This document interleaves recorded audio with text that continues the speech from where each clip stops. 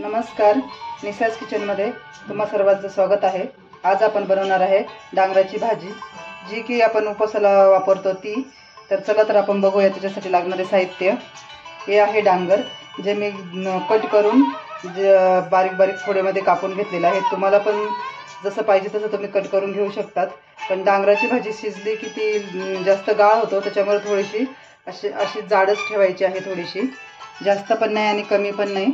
आणि त्यासाठी लागणारे साहित्य हे आहे कढीपत्ता, जे अर्धी वाटी घेतला आहे मी। आणि याच्यामध्ये आहे हिरवी मिरची ठेचा, जी हिरवी मिरची ठेचा आहे तो तिखट मिरच्या आहेत ह्या, आणि ह्या 10 ते 15 मिरच्या आहेत। तर तुम्हाला तुमच्या टेस्टनुसार तुम्हाला किती तिखट हवं आहे त्यानुसार तुम्ही हे वापरू शकता। आणि हा आहे शेंगदाणा कूट, जे की आपण भाजून आणि बारीक जे जाड बारीक दळून घेतला आहे ते। आणि हा आहे बटाट्याचा किस। हा बटाट्याचा किस कोणता आहे तर आपण जे उन्हाळ्यामध्ये वाळवणीचं बनवतो कच्च्या बटाट्यांपासून, तर तो भिजवून घेतलेला आहे मी एक 15 ते 20 मिनिट, आणि तो व्यवस्थित धुवून आणि त्याच्यातलं पूर्ण पाणी निथरून घेतलेलं आहे। आणि ही आहे कोथिंबीर। चला तर आपण आता बनवायला सुरुवात करूया। तुम्हाला पाहिजे तेवढं तुम्ही तेल टाकू शकता।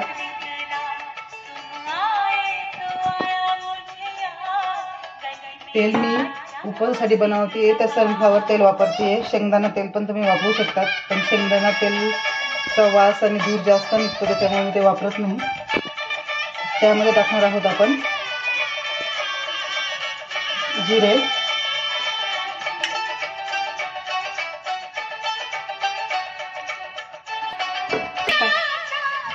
बघू शकतात जिरे आपले तडतडले आहेत। तर त्याच्यामध्ये आपण टाकणार आहोत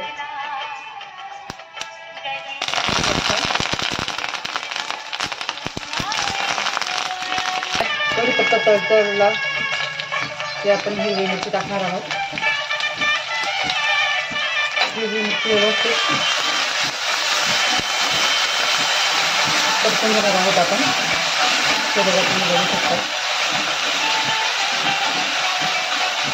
हे डांगर आमचंच गोड असतं, त्याच्यामुळे थोडंसं तिखटच बनवा तुम्ही। मला तर तिखटच आवडतं, कारण ते ऑलरेडी गोड असतं। तर तिखट जर बनवलं तर ते खूप छान लागतं।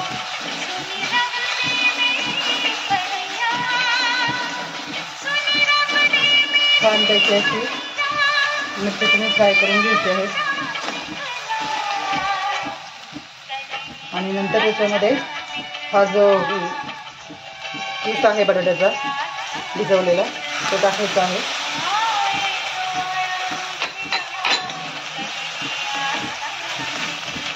पण तुम्ही जर हे जर उपवासाला नसेल बनवणार तर याच्यामध्ये तुम्ही हळद पण टाकली तरी चालेल।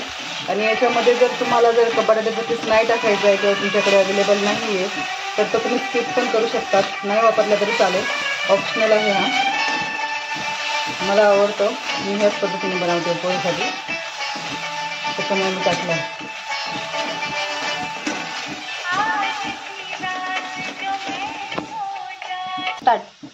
याच्यामध्ये आपण चवीनुसार मीठ टाकणार आहोत। तर मी याच्यात साधारण 1 चम्मच मीठ टाकणार आहे।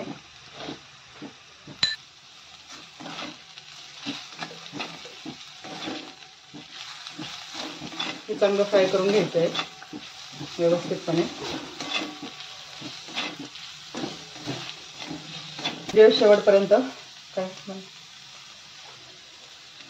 व्हिडिओ शेवटपर्यंत बघत चला, मध्ये स्किप करू नका, मग ते समजत नाही की काय टाकलंय काय नाही टाकलं। याच्यात आम्ही वेगवेगळ्या टिप्स देत असते, त्या पण तुम्ही बघत चला।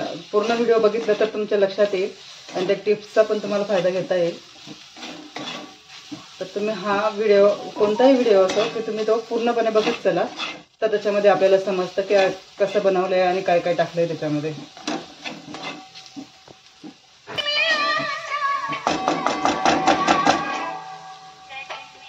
याच स्टेजला आलं की त्याच्यामध्ये आपण डांगर टाकणार आहोत।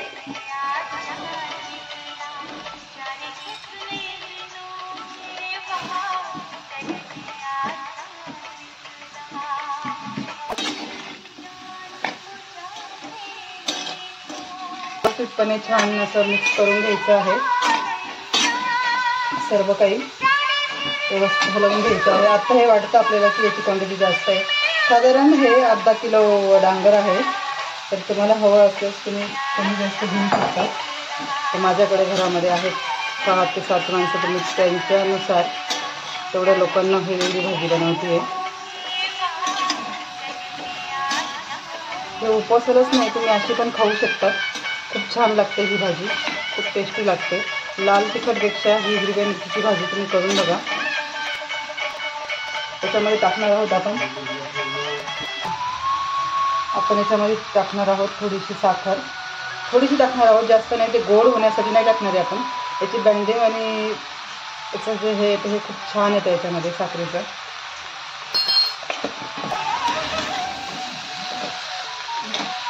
हे बघा हळूहळू याला पाणी सुटणार. आता याच्यात तर एक्स्ट्रा पाणी टाकायची गरज पडत नाही.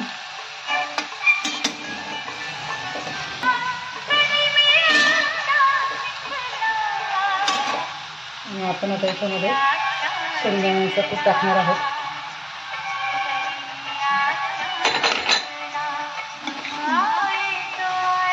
खूप छान लागतो हा कूट टाकून.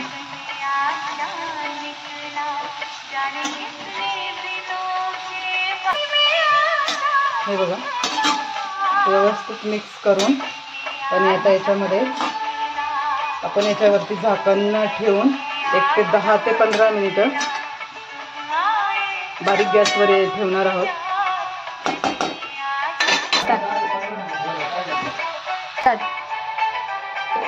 झाकण ठेवून आपण आता हे वाफेवर शिजवणार आहोत. गॅस एकदम मीडियम फ्लेमवर ठेवणार आहोत आपण.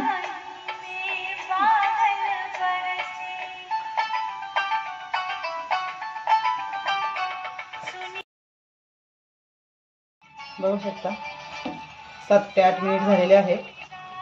भाजीला कमी गॅसवर शिजत आहे. थोडंसं पाणी आहे याच्यामध्ये. हे बघा जास्त पण शिजलेली नाही आहे भाजी आणि कमी पण नाही शिजलेली आहे. खूप जास्त पण शिजली तर तो पूर्ण गाळ होतो. तर ते पण तुम्ही चेक करा. मध्ये मध्ये भाजी चेक करत जा. हे बघा काय मस्त दिसते भाजी.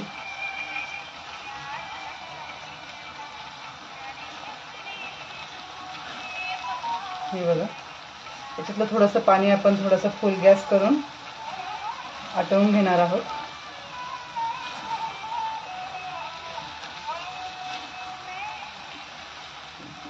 हे बघा